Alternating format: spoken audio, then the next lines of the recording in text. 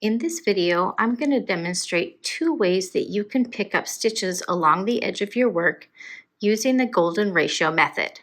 I have a link in the description below the video to the method where I discuss how to best pick up stitches for your gauge to avoid the edges of your work from puckering.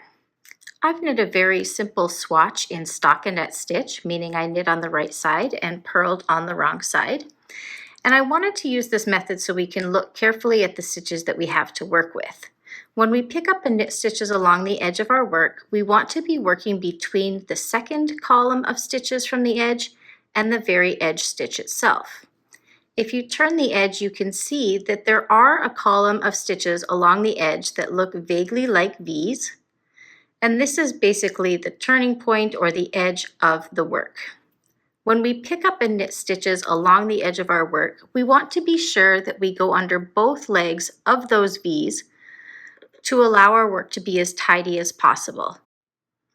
The first method that I'm going to use is probably the more traditional method. You will use the working yarn that you need to pick up and knit along your edge, along with your gauge size needle. In this case, that's a size 10 or a US 10. And to use the golden ratio method, we have worked out that based on our stitch gauge and our row gauge, that we need to pick up 3 stitches for every 4 rows along the edge of our work. If we were to pick up 1 stitch for every row, the odds are very good that our work would pucker. So to start, we're going to look for that bottommost V. You can see right here, there's both legs of the V available. So from the front side, we're going to insert our needle under both legs of the V, grab our working yarn, and loop it around the needle and pull it through. And that's the first stitch that we have picked up and knit. This is correlating with this first row of V's. Next, we're going to go to the next row, find that edge stitch, insert our needle from front to back under both legs, wrap the yarn and pull it through. Now we've picked up 2 stitches for 2 rows.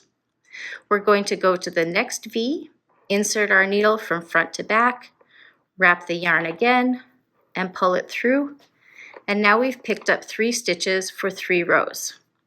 Because our pickup ratio is 3 stitches for every 4 rows, we're now going to skip that 4th V and move up to the next row. So rather than inserting into this 4th row, we're going to insert into the 5th row. Wrap our needle, pull it through. There's 2, 3, and once again, we're going to skip the 4th. We're going to go up to the next group and pick up and knit 3 stitches, again, skipping the 4th row. When you work this method, you get a nice clean edge and you can immediately start working on the wrong side of your work to come back. You'll notice that you have your 3 stitches and a gap. That's where your 4th row of stitches is, or 4th row of stitches that you skipped. We've got 3 more and a gap and another, and there's their 4th row where we didn't pick up.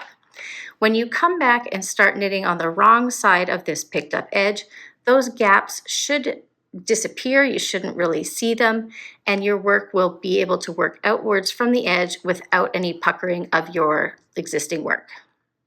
The second method that I'm going to demonstrate will still use the same ratio of picking up stitches. So we will be picking up 3 stitches for every 4 rows along the edge of our work, and we'll still be worked between the very outer edge of the project where we have the sideways V and between our first column of V's on the front of the work.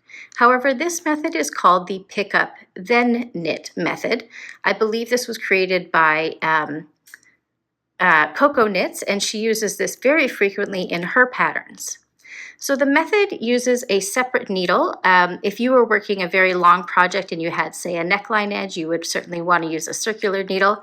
Because the swatch is so small, I'm able to demonstrate using a DPN.